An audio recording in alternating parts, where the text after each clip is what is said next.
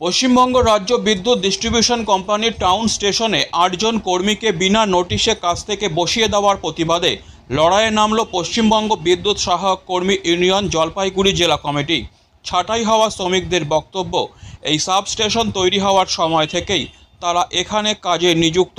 তারা টাউন সাবস্টেশনের জন্যই কাজে নিযুক্ত, কিন্তু এই সাবস্টেশনের দায়িত্বপ্রাপ্ত ঠিকাদার কোনো রকম আইনি পথে না গিয়ে সম্পূর্ণ বেআইনিভাবে তাদেরকে এক সাবস্টেশন থেকে আরেক সাবস্টেশনে পাঠিয়ে দিতে চাইছে। শ্রমিকদের অভিযোগ, যদি সেখানে কাজ করতে গিয়ে তাদের কোনো সমস্যা হয় তখন তারা সব রকম আইনি সুযোগ থেকে বঞ্চিত হবেন। তাদের আরও অভিযোগ যে কোনো রকম লিখিত নির্দেশ না দিয়ে তাদের কাজে বসিয়ে দিয়েছে এবং লিখিত নির্দেশ না দিয়েই তাদের অন্যত্র পাঠাবার উদ্যোগ গ্রহণ করছে। ডিপার্টমেন্টকে বিষয়টি জানানো সত্ত্বেও ডিপার্টমেন্ট থেকে কোনো রকম সদর্থক পদক্ষেপ গ্রহণ করা হয়নি বলে তারা অভিযোগ করেন।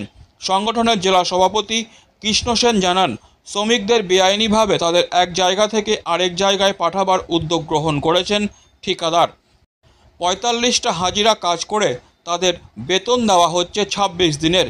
একটানা ১০ দিন ২৪ ঘন্টা করে তাদের কাজ করতে হচ্ছে কখনো কখনো। এটা অমানবিক, সময় বিরোধী। সবটা জেনেও ডিপার্টমেন্ট কোনো রকম ব্যবস্থা নিচ্ছে না। শ্রমিকরা লিখিতভাবে জানিয়েছেন, কিন্তু ডিভিশনাল ম্যানেজার কোনো রকম ভূমিকা পালন করছে না বলে অভিযোগ। আমাদের এইখানকে লোকাল কাজ করানো সে বলে, কিন্তু আমরা লোকাল কাজ এখানে আসি না।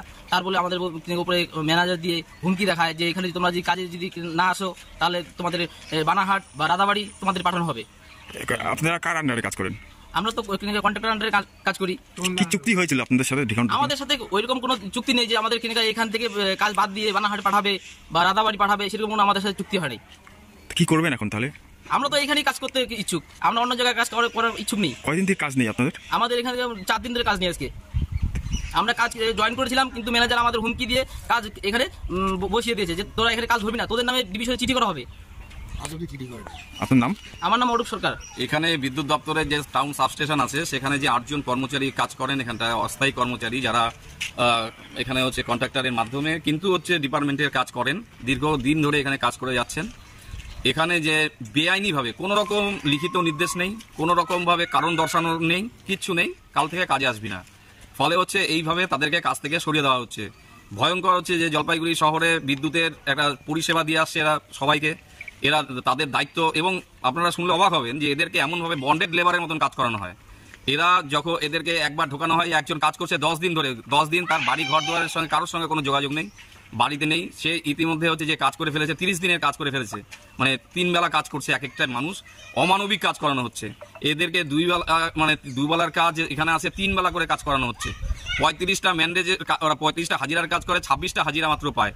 তারপরে তো অন্য সুযোগ সুবিধা ছুটি টুটি কিচ্ছু নেই।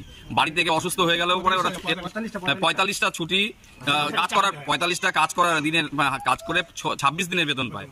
এবার হচ্ছে যে এদের ছুটি নেই, এবার ওই কাজের সময় যদি বাড়িতে কোনো অসুস্থ হয়, ওদের একজন শ্রমিক তার 4 মাসের বাচ্চা অসুস্থ হয়েছে, যাবে, মালিক তাকে ছুটি দেয়নি।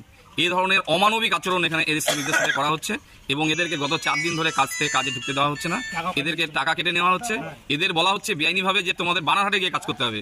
ওরা এই সাবস্টেশনের জন্য হচ্ছে নিয়োগপ্রাপ্ত, তাহলে ওরা কেন বানারহাটে যাবে? ওখানে যদি কোনো ঘটনা হয়, তাহলে এই শ্রমিকদের যদি কোনো একটা ঘটনা ঘটে, তাহলে কে দায়িত্ব নেবে? আমরা ডিএমকে জানিয়েছি, আমরা ডিভিশনাল ম্যানেজারকে জানিয়েছি, আমরা হচ্ছে আরএমকে জানিয়েছি, রিজিওনাল ম্যানেজারকে জানিয়েছি, আমরা লেবার অফিসকে জানিয়েছি। এখনো পর্যন্ত ডিপার্টমেন্টের থেকে কোনো সদুত্তর না পেয়ে আজকে আমরা এখানে এসেছি। তাই আমরা চাই ইমিডিয়েট এদেরকে কাজে অন্তর্ভুক্ত করা হোক। Disclaimer. This channel may not promote any violent, harmful or legal activities. All content provided by this channel is meant for an educational purpose only.